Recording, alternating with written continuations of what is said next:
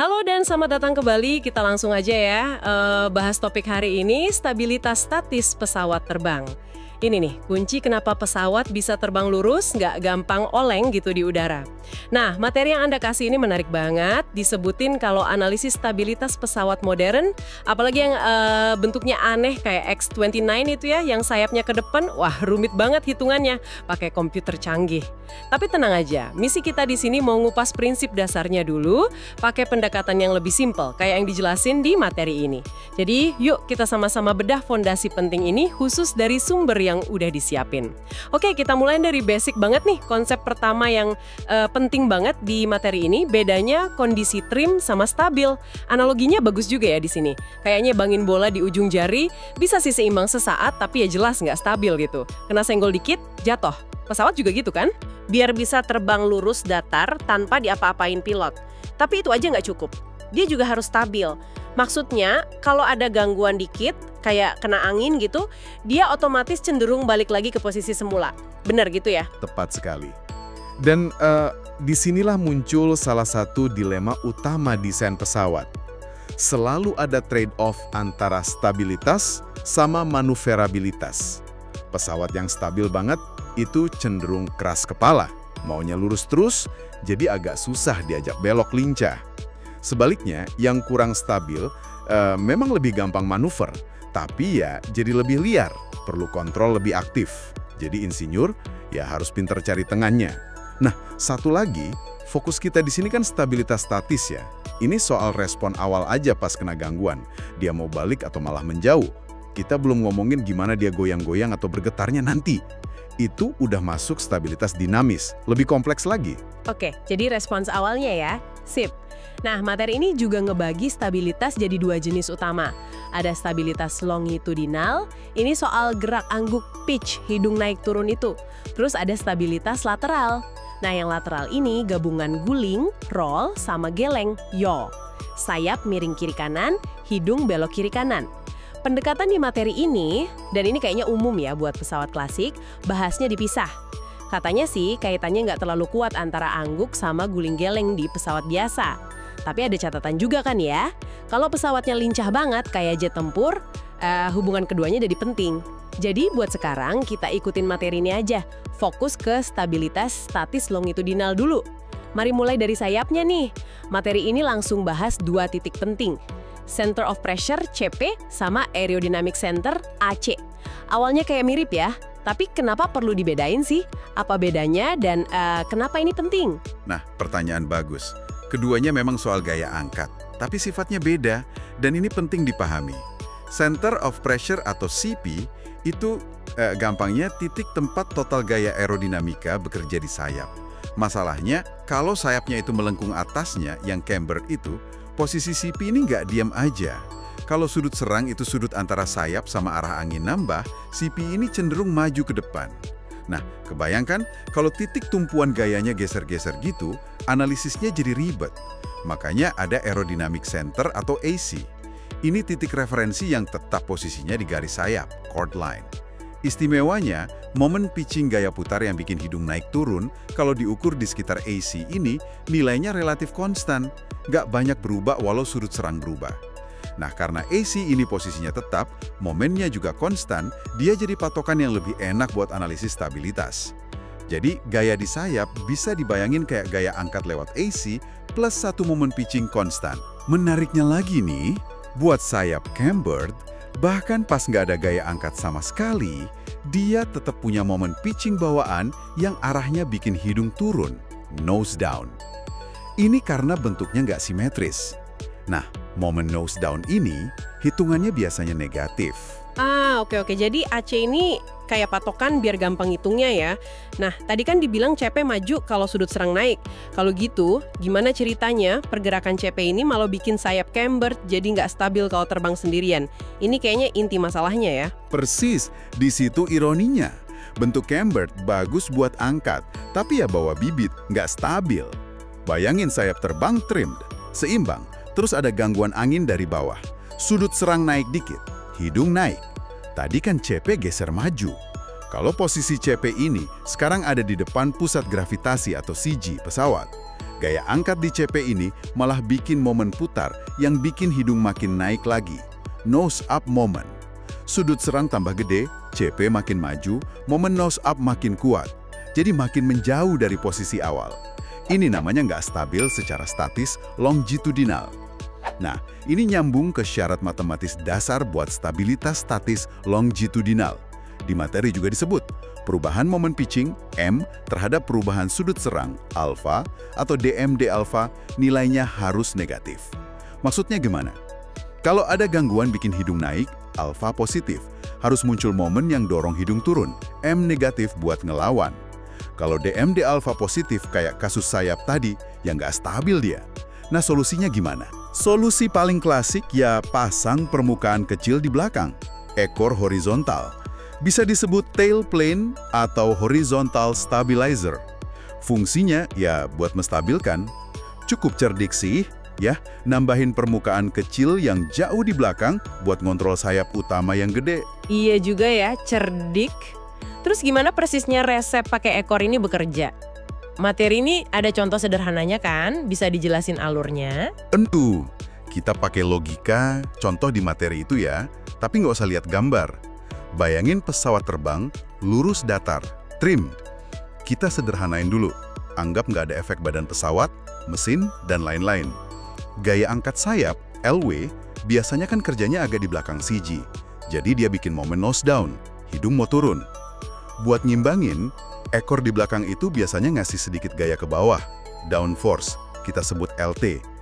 Karena ekor ini letaknya jauh di belakang CG, lengannya panjang, gaya ke bawah dikit aja udah cukup bikin momen nose up, hidung mau naik. Momen sayap sama momen ekor jadi seimbang, total momen 0. Nah sekarang, kalau ada gangguan, misalnya angin dari depan agak ke atas, hidung pesawat jadi naik dikit, sudut serang nambah. Pertama, sudut serang sayap utama naik, gaya angkatnya LW nambah. Karena titik kerjanya sama relatif ke CG, momen nose down dari sayap jadi makin kuat. Kedua, sudut serang ekor juga ikut naik kan? Nah, kalau tadi ekor ngasih down force, pas sudut serangnya naik, down force-nya jadi berkurang. Atau malah bisa jadi ngasih gaya angkat ke atas kalau gangguannya gede. Artinya, momen nose up yang tadinya dari ekor jadi melemah. Hasilnya gimana? Momen nose down sayap menguat, momen nose up ekor melemah. Jadi secara total muncul resultan momen nose down.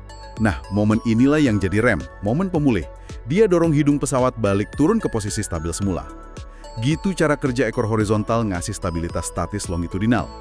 Dia ngelawan efek gangguan di sayap. Oke, logikanya masuk akal. Jadi ekor ini kayak penyeimbang dinamis gitu ya. Tapi kan dunia nyata lebih rumit. Materi ini juga ngingetin ada faktor-faktor lain. Apa aja tuh yang bikin rumit? Betul banget. Contoh tadi tuh dasarnya. Tapi ada pengganggu penting yang disebut di materi Anda. Pertama, fuselage atau badan pesawat. Bentuk badan pesawat yang panjang itu biasanya malah punya efek destabilizing, cenderung bikin gak stabil. Kedua, gaya dorong mesin sama gaya hambat. Ini hampir pasti nggak segaris sama CG, jadi pasti ada kontribusi momennya sendiri, ngaruh ke trim.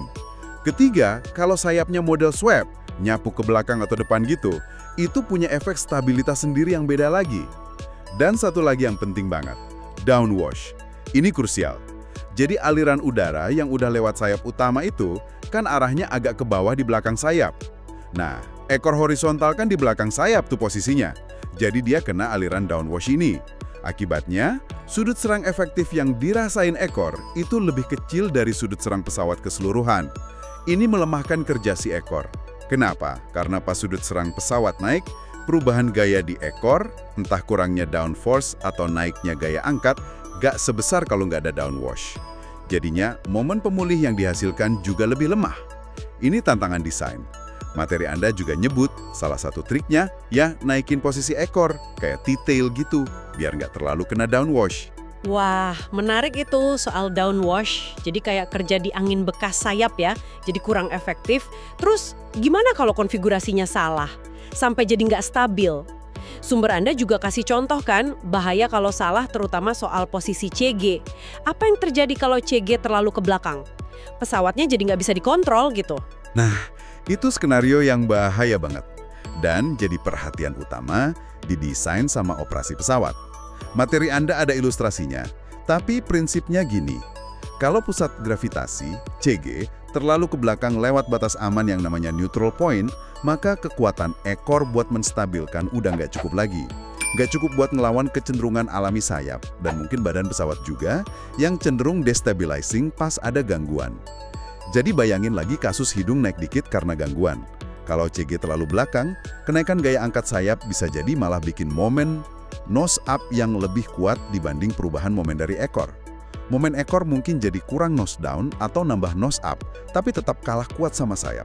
Hasilnya, bukannya balik, malah muncul resultan momen nose up. Hidung makin dongak. Ini kondisi divergen, makin jauh dari terbang stabil. Wah, bahaya banget ini. Makanya, nentuin rentang CG yang aman itu penting banget buat sertifikasi dan operasi pesawat. Batas pastinya ya tergantung semua komponen. Sayap, ekor, badan, mesin, dan ini balik lagi ke awal ya. Analisis stabilitas, presisi zaman sekarang, ya butuh model detail, interaksi antar komponen, efek kecepatan tinggi, kompresibilitas, terus disimulasi pakai komputer. Materi Anda juga nyinggung ini. Tapi, pemahaman prinsip dasar yang kita bahas ini, beda CPNAC, kenapa sayap cambered, butuh bantuan, gimana ekor kerja, pentingnya CG, pengaruh downwash, syarat DMD alfa negatif, ini semua tetap jadi tulang punggungnya. Analisis statis, ini langkah wajib sebelum ke analisis dinamis. Analisis dinamis itu ngelihat gimana pesawat bakal goyang-goyang atau akhirnya tenang lagi setelah gangguan. Jadi, kesimpulannya apa nih buat Anda semua? Mari kita rangkum poin-poin penting dari obrolan kita ini dari materi sumbernya. Pertama, beda banget antara pesawat yang cuma trimmed, seimbang sesaat, sama yang beneran stable, punya insting balik. Dua-duanya perlu. Kedua, Aerodynamic Center AC itu penting buat insinyur. Jadi patokan tetap buat analisis, nggak kayak Center of Pressure CP yang geser-geser. Ketiga, secara klasik, tailplane atau ekor horizontal itu solusi cerdik buat stabilitas longitudinal. Intinya, dia ngasih momen lawan pas ada gangguan. Keempat, syarat fisika dasarnya. DMD alpha harus negatif, gangguan ke atas dilawan momen ke bawah. Kelima, selalu ada tarik ulur antara stabilitas sama kelincahan manuver. Dan terakhir, posisi CG itu krusial banget. Terus ada tantangan nyata kayak efek badan pesawat sama downwash yang lemahkan ekor. Iya, kalau kita lihat gambaran besar ya, inti tantangan desain aerodinamika itu ya kayak menari di atas keseimbangan, nyimbangin semua gaya dan momen biar trimmed, sekaligus mastiin dia cukup stabil biar aman dan nyaman, tapi nggak terlalu kaku sampai susah manuver. Prinsip dasar yang kita bahas ini, walau sederhana di materi Anda, ruhnya berlaku di mana-mana, dari Cessna sampai pesawat raksasa atau jet tempur canggih. Ya, semoga dengan paham fondasi ini, kita jadi sedikit lebih menghargai ya kerumitan dan kecanggihan di balik setiap pesawat yang terbang dengan aman dan terkendali. Nah, ini mungkin agak keluar dikit dari materi, tapi jadi pemikiran menarik buat penutup. Tadi kan kita bahas badan pesawat, fuselage, cenderung bikin nggak stabil, terus downwash bisa ganggu ekor. Coba Anda bayangin deh, kira-kira gimana ya insinyur ngakalin ini, atau malah manfaatin efek ini di desain pesawat yang nggak biasa, yang nggak punya ekor konvensional, kayak Abitu Spirit yang cuma sayap terbang, flying wing itu.